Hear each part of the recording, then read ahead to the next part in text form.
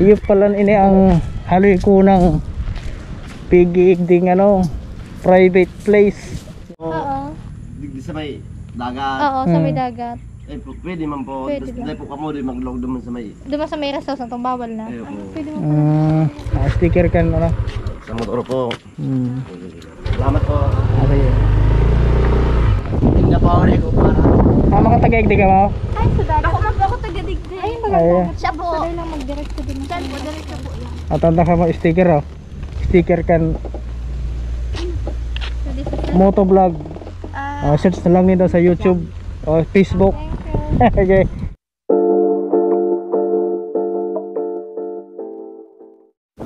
Alright guys, biyaheng patitin ano naman tayo. Meron tayong pupuntahan na matagal ko nang gustong makita at mapuntahan kasi sa paulit-ulit kong papunta dito sa Patitinlan talagang hindi ko talaga mapunta-puntahan kasi gawa ng private place nga siya. Eh siyempre marami namang gustong pumunta sana kaso talagang bawal. Pero sana ngayon araw na to eh makapasok tayo kasi sayang naman at para ma-vlog din natin at makita ng lahat na ganun pala ang sistema doon, ganun ang sitwasyon, ganun kaganda. At siyempre bago ko pala makalimutan, shout out sa mga nanonood at sa mga subscribers ko. At siyempre sa mga hindi pa nakasubscribe dyan, tamang pindutin nyo na lang ang notification bell sa YouTube at subscribe na rin kayo. At siyempre wag nyo rin kalimutan na i-follow ang Facebook page para lagi kayong updated sa mga videos na i-upload ko. O tara at samahan nyo ko lagi sa aking paglalakbay. At siyempre hindi naman ito para sa akin, para sa atin din ito lahat na ma-share ko rin sa inyo ang mga paggagala-gala ko lang naman. Mga simple lang, mayroon din naman tayo makikita kahit paano. Kaya abang-abangan nyo lang at malapit na tayo dun sa Baluarte ni Kung. Kasi pag matatanaw mo kasi talaga yun sa taas, napakaganda ng ng lugar. Halos sasabihin mo sa sarili mo, ano kaya ang nandyan sa lugar na yan? Maganda eh. Kasi parang mayroon siyang isla, tapos yung lugar niya talagang mapapaisip ka at mapapatanong ka sa sarili mo, ano kayang nandun, ba't private yan? Tapos siyempre mapapaisip ka na sana mayroon taong nakabantay doon para makapagpaalam na kung pwede makapasok doon sa private place na yon.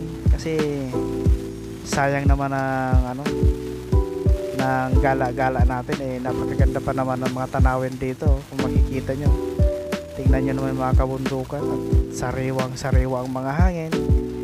At malayong malayo tayo dito sa mga virus na yan. Kaya mas maganda pa rin talaga sa probinsya. Kung ako papipiliin, kung nandito lang talaga ang trabaho ng karamihan o trabaho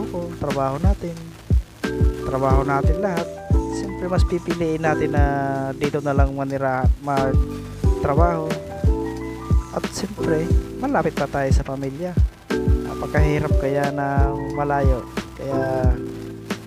at siyempre nakakalungkot din. Kaya ngayon bakasyon ini-enjoy ko yun, mga pagkakataon na pagala-gala para kung sakasakali siyempre mai-share ko rin ng mga aking nakikita, aking nalalaman.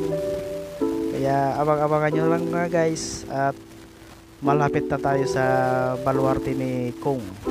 Kasi sabi ng iba maganda daw doon, at siyempre yun ang atin alamin. Kaya let's check it out. Oo. sa may dagat. Oo, sa may dagat. Eh, pwede man po. Pwede Tapos lang. dahil po kamo din maglog naman sa may. Doon sa may rest house, itong bawal na. Eh, po. Pwede mo Mm. Tama ka brad, sticker na daw. Sticker kan motovlog. Po.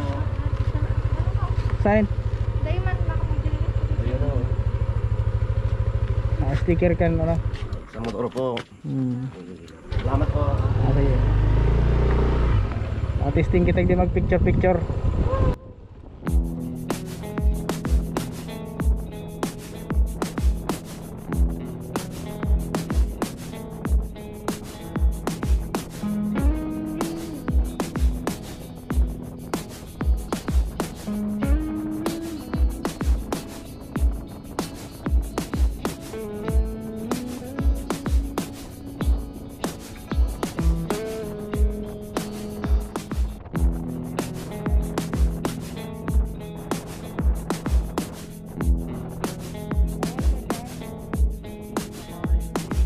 Mama ka taga-igdi ka mo? Ay, sadala. Ako taga-digdi. Ay, Ayun. siya po. Dahil lang mag-direct ko dito. Diyan, mag-direct ko dito. Atanda ka mo sticker oh. Sticker kan motovlog. Search na lang nito sa YouTube o Facebook. Okay. Makinig kami karon mapapicture lang.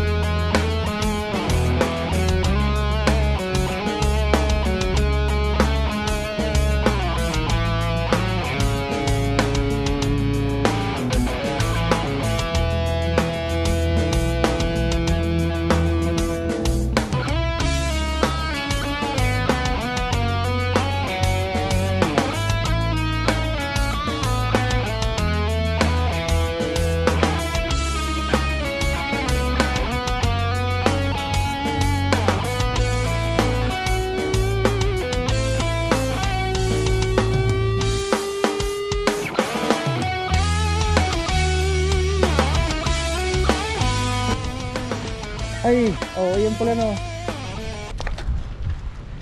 Sa wakas na hiling ko ang mukha niya. Iyo pala ini ang haliko ng pigigding ano, private place ni Congressman Honorable Felix A. Puentevilla. Ayan o. Sa kahaluyan na panahon ngunyan sana ako nakaigde ka private nga na yun eh. Ayos pala no. Bawal kaya naman rin nga na ita pinugutan kami magbabayig di sa sa lugar niya.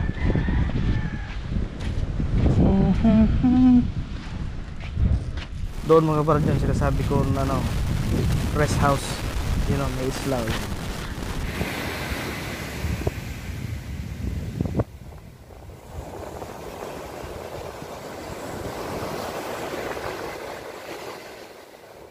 Yan mga brado, kung matatanaw nyo, mayroon rest house doon, ayun sa may katabi ng isla, yung bundok na yun. Maganda dyan, parang style na farmhouse, pero siyempre rest house yan kung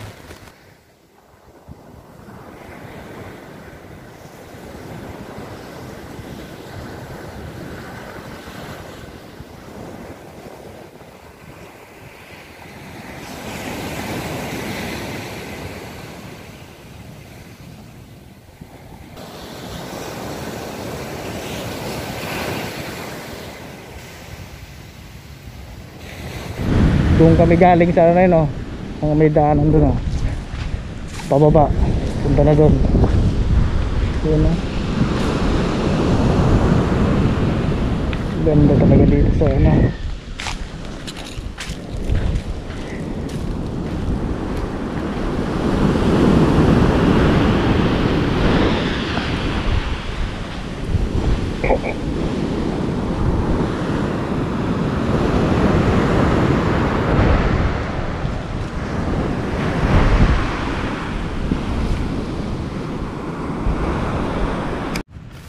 Alright guys, pauwi na tayo. At sa wakas, napuntahan ko rin ang lugar na to. Sa tagal ng panahon, ngayon na ako nakapunta dito.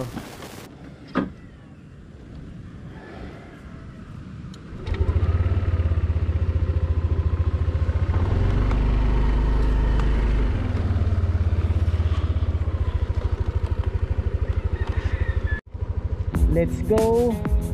Okay na dyan?